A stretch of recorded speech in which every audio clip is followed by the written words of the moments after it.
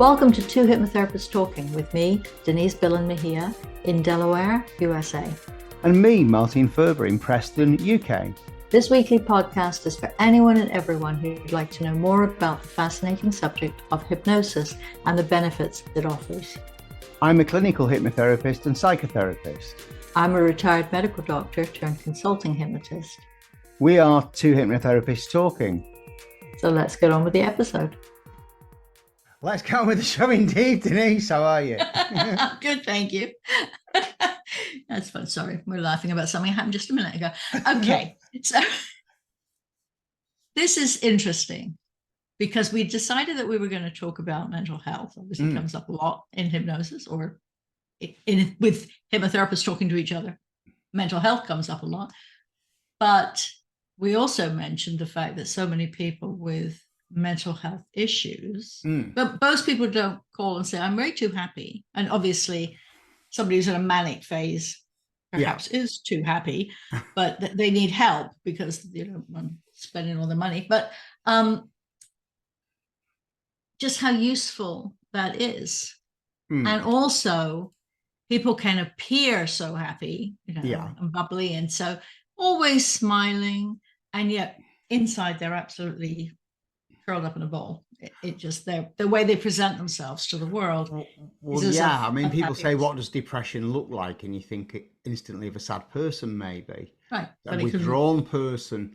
Whereas depression can be somebody who completely looks okay, but that is an effort they have to make all the time. Because they are, they're depressed, clinically depressed. It actually could be so ingrained in them that they don't realize they are unhappy, or that is anything other than the usual human condition. Yeah, I suppose what's happiness? It's subjective, isn't it? Yeah. There we go. We'll go off on a tangent already when you get that expression, they're happy being miserable. Yes. That's when you're talking about it, of course. Yeah. Yeah, there are some people who get a lot of mileage out of that. But so, okay, this conversation is sparked by Martin having, by the time you're watching this, he will have completed this course, but he's been taking yet another training course. And why don't you explain what you've picked up in this course, Martin? Okay, well, it's different significantly from the others? No, it's about teaching people to be mental health first aiders over here in the UK. We've got Mental Health First Aid England. It started in Australia. I don't know if you got it there in the States, actually. Not a phrase I had heard. I will certainly haven't come across it yet. Yeah. I'll look more assiduously. Yeah, so I deliver their training courses teaching people to be mental health first aiders, but it concentrates a lot on the stigma around mental health. The fact that if you had a broken ankle and walked in somewhere, somebody would ask you quite happily about it. Oh, what happened to your ankle, Denise? Yes. Or you'd be quite happy to talk about it to somebody. Whereas if you weren't feeling too good emotionally, mentally, maybe you would go in on yourself and not talk about it so readily. And it's that stigma, isn't it, that's attached to talking about our mental health and well-being.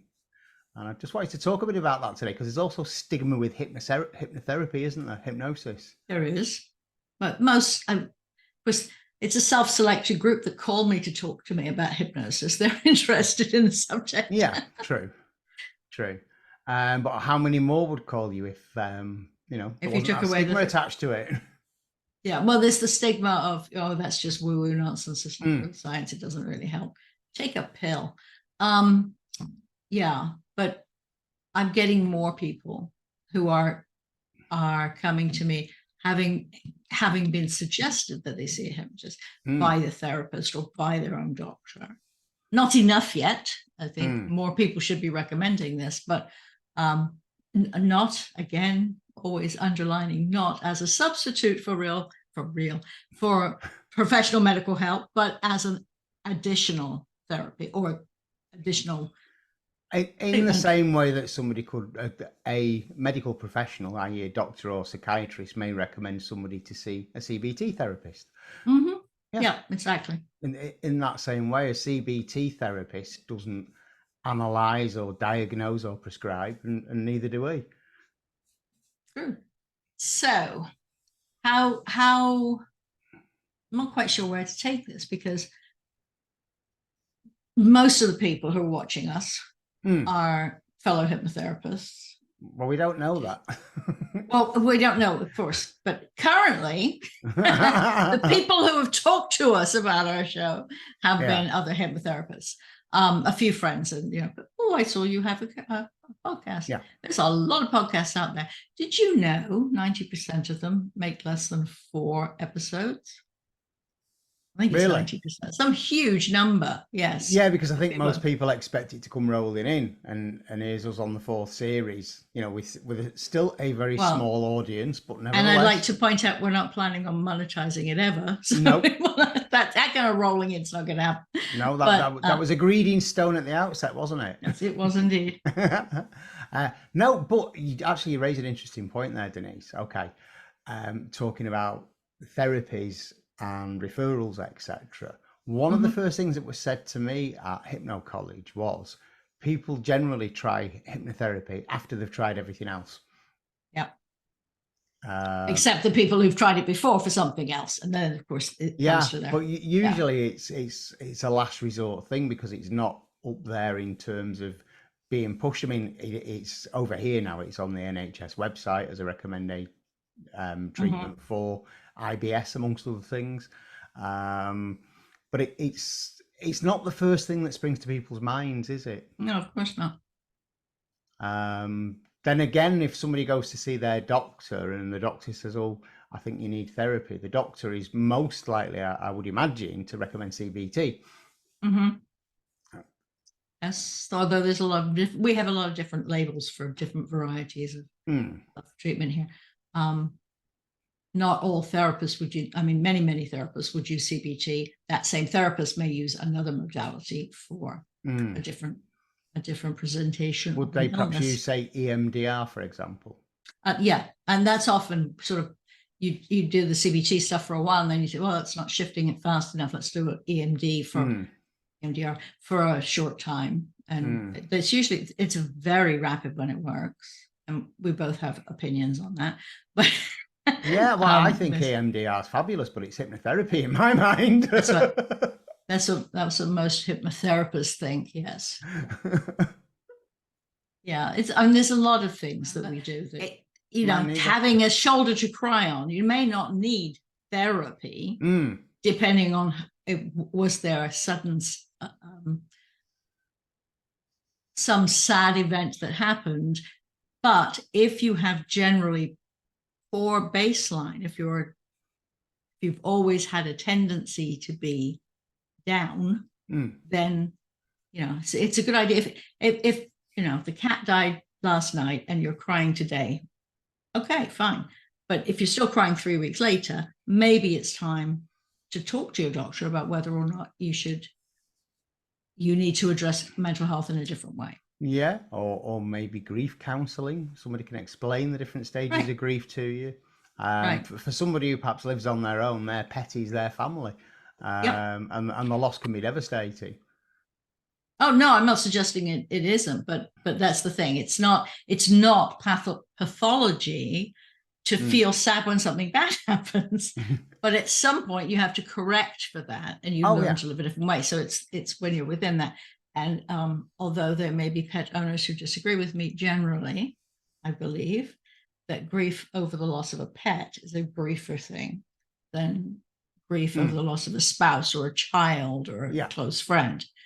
But all of those things there is a point at which your general mental health should have been able to help you cope and move through that cycle of grief. Yeah, I mean, this is about resilience, though, isn't it? That ability to bounce back. If we sort of engage in mentally healthy behavior most of the time and look after our minds like we look after our bodies, or like we should look after our bodies, and make that time with self-care, we're more resilient. We're able to bounce back quicker, aren't we? Right. But you can't bounce back until the issue is over. In this country, that word is getting a bad rap within physician communities.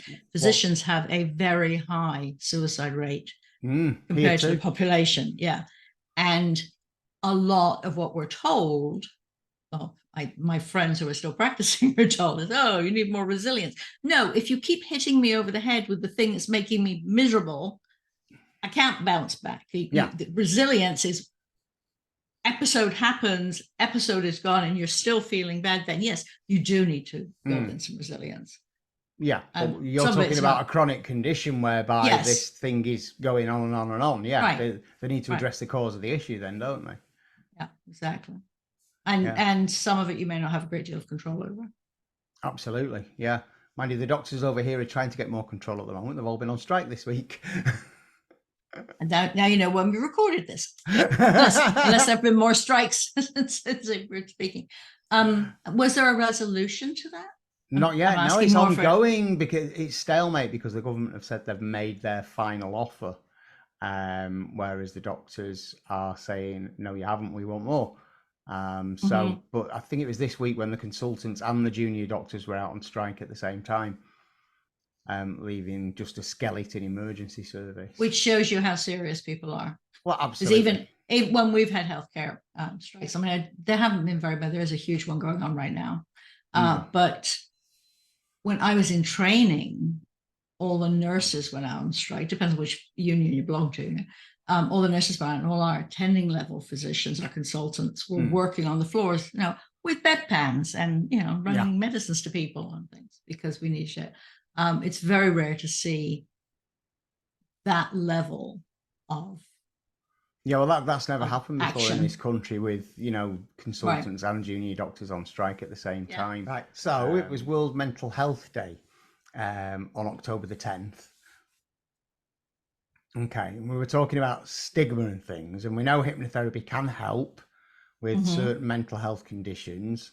At which point I will let you add in my disclaimer. Yeah, please make sure you speak to a physician before you go get treatment for something you think is pathological. Yeah. And now all my clients, I have to have the okay to talk to their doctor, no matter what. They come to me because they want to learn to skip better. I want to make sure they don't have some other thing that might be a problem for them. Yeah, true. And you live in a litigious society. And I'm very litigious, but also the selfish side of that is because I want more doctors to realize that hypnotherapy is useful. So more doctors realize that their patients are seeing hypnotherapists, and the hypnotherapist can report back to them, or the patient can report back to their doctor that yes, it helped, or it didn't, but it was really strangely, I drink less coffee, whatever, because it isn't always a tit for tat thing. I've had a lot of patients where Denise, clients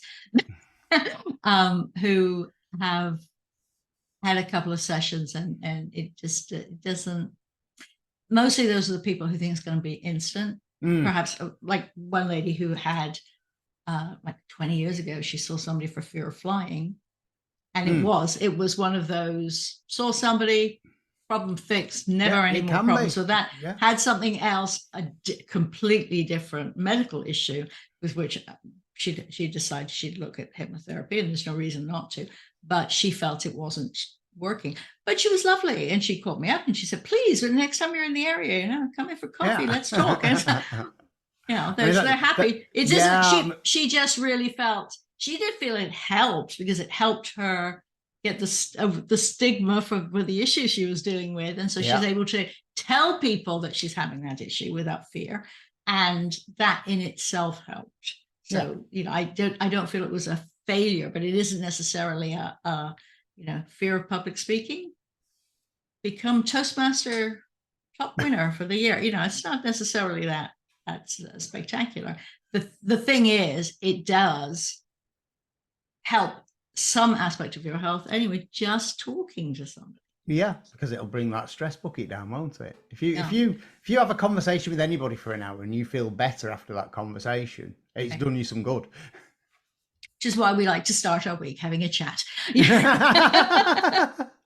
But you were saying about referrals and this, that, and the other. I mean, for me, it's the other way around. I don't have to notify the doctor; they notify me because it's psychiatrists who refer clients to me as a therapy. They personally, that's an ideal setup because, as you know, I think of us as hypnology, hypnosis technicians, because we're not diagnosing it, but we're providing a service that is likely to be extremely useful.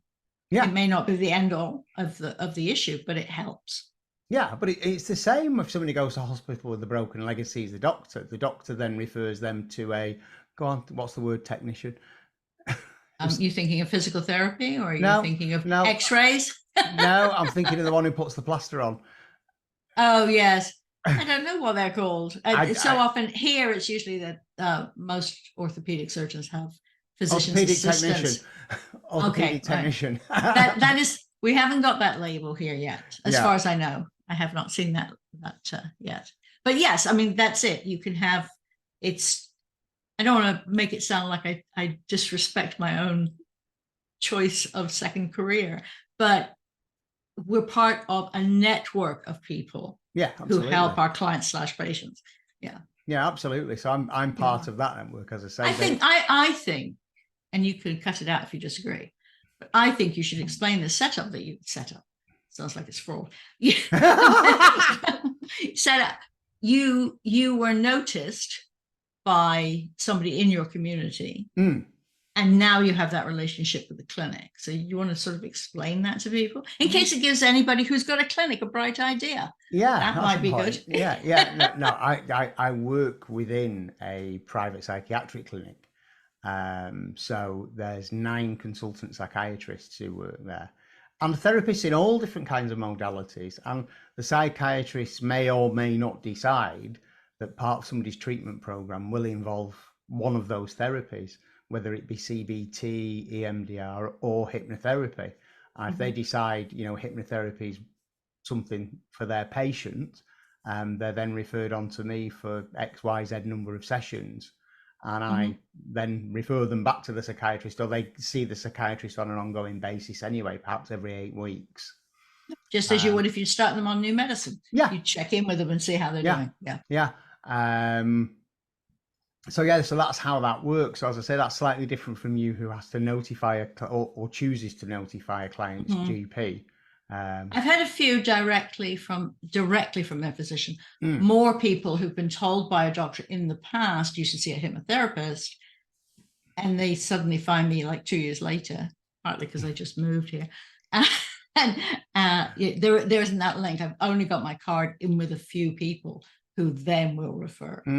Again, with the stigma, it tends to be, oh, you do smoking, or oh, you do weight loss. Yeah, all the things. All the things too, yeah. All the things help in mental health helps, and this can help with how you approach your illness. Yeah, I mean, again, I'm trying to look at it from trying to play devil's advocate here and look at this from a different point of view.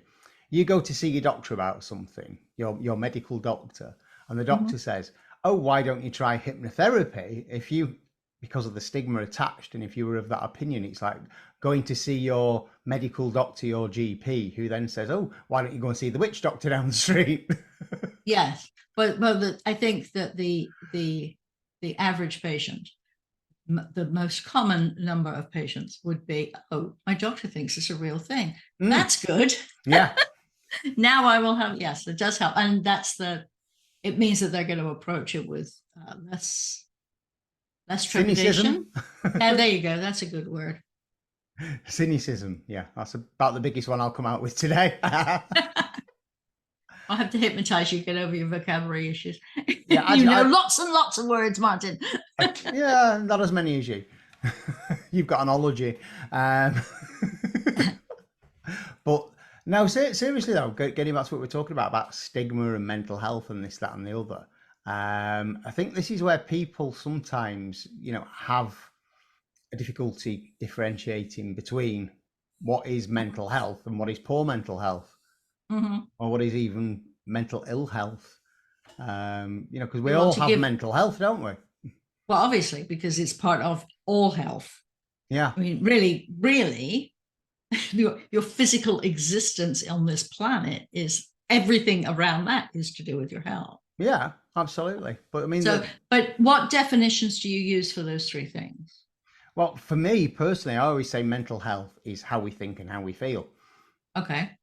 All right. So if you have mental ill health, How would you define that? Is that somebody with a diagnosable disease? Yeah, mental ill health is somebody who's got a diagnosis. Mental poor health can be any of us if we're not in a good place.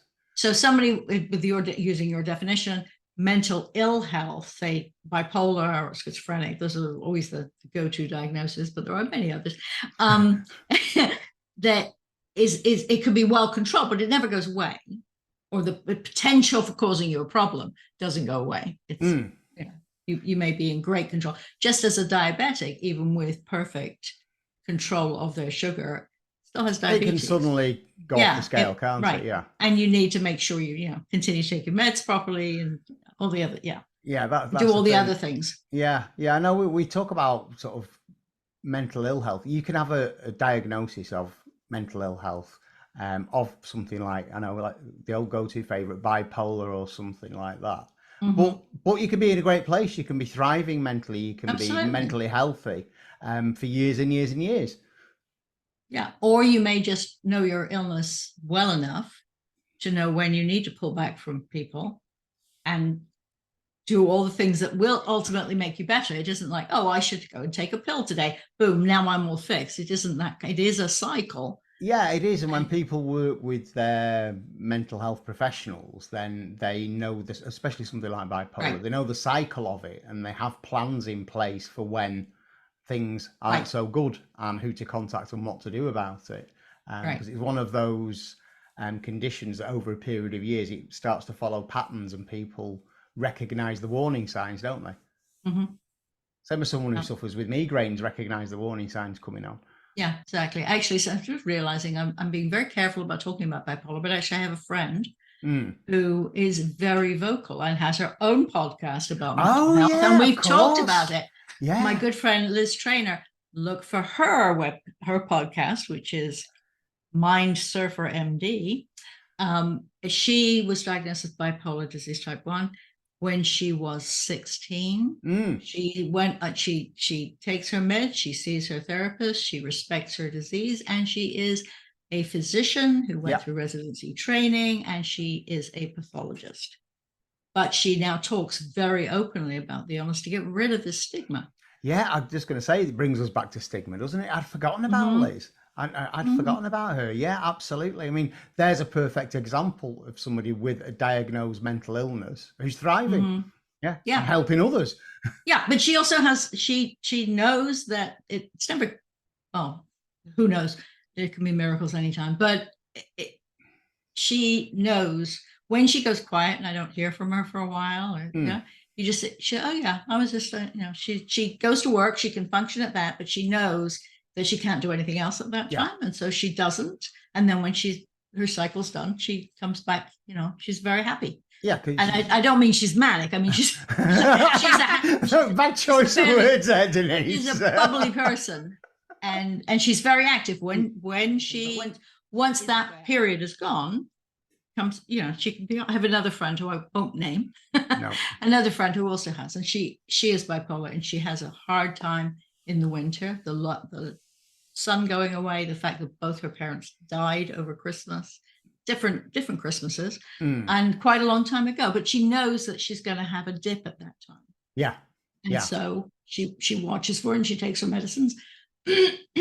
And hypnosis is not going to fix bipolar disease, but it can help reduce the stress, though. And we can help reframe things, but you would have to work very much hand in hand with the psychiatrist.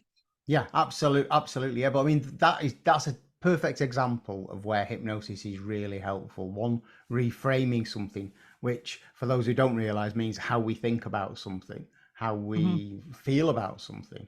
If we reframe it, and it can reduce the stress as well, because let's face it, stress can, in certain cases, bring on or exacerbate an episode, can't it? Exactly.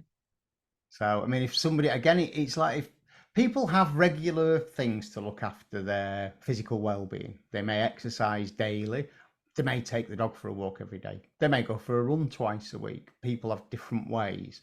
And all of those things are good for your mental health as well. But people don't necessarily think of what can I do to look after my mental health on an ongoing basis. But remember, physical activity is known, provably, to help with mental health in general, particularly depression, anxiety. Yeah, absolutely. Because the minute you start exercising, you start generating those feel-good things, don't you? Endorphins and dopamine. Good things. I was writing about that this week as well, because of course, yes. when we're out for a walk and we spot something nice like a squirrel and it comes running up to us, we get a little nice, don't we?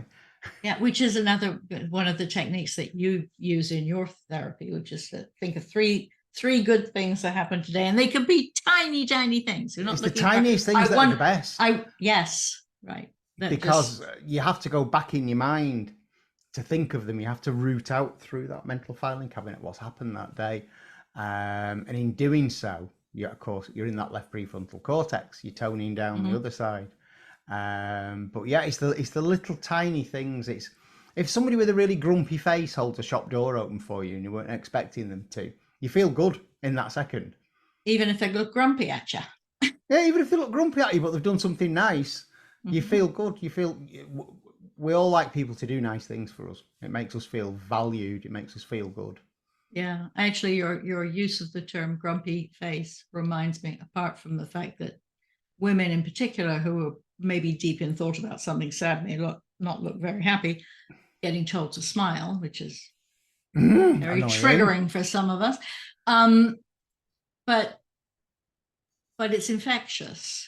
But we also need to remember, you don't know what somebody else is going through. You don't know what might be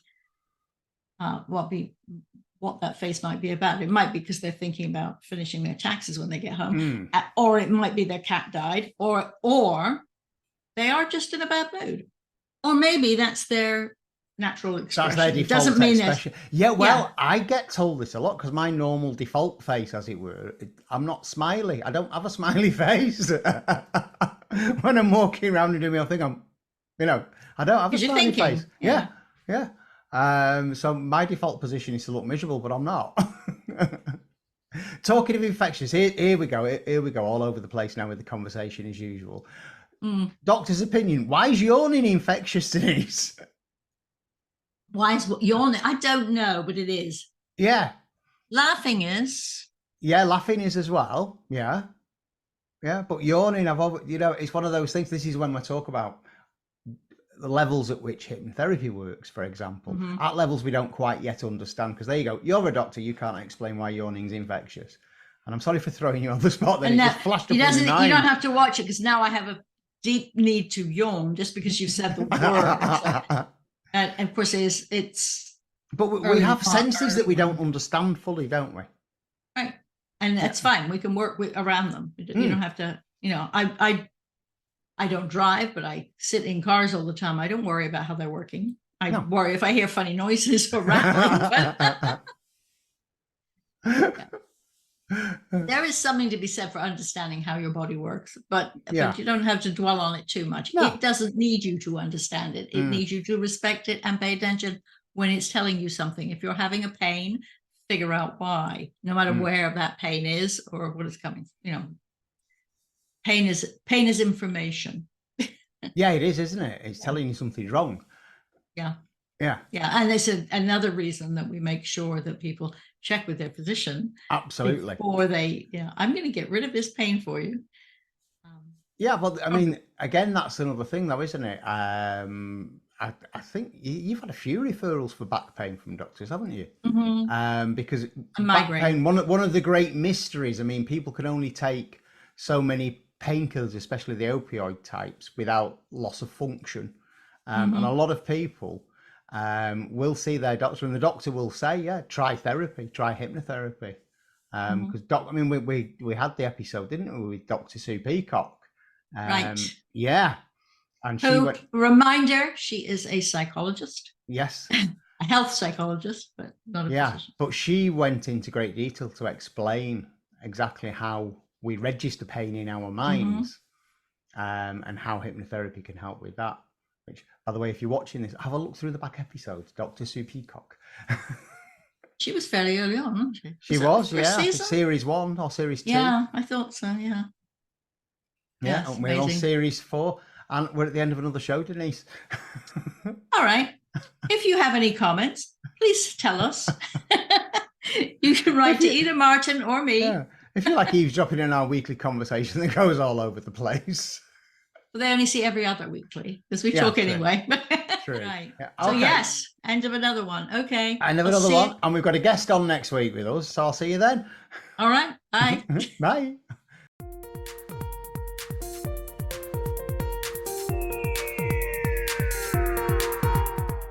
We hope you've enjoyed listening. Please remember, this podcast is designed to give you an insight into therapeutic hypnosis and is for educational purposes only. So remember, consult with your own healthcare professional if you think something you've heard may apply to you or a loved one. If you found this episode useful, you can apply for free continuing professional development or CME credits using the link provided in the show notes. Feel free to contact either of us through the links in the show notes. Join us again next week.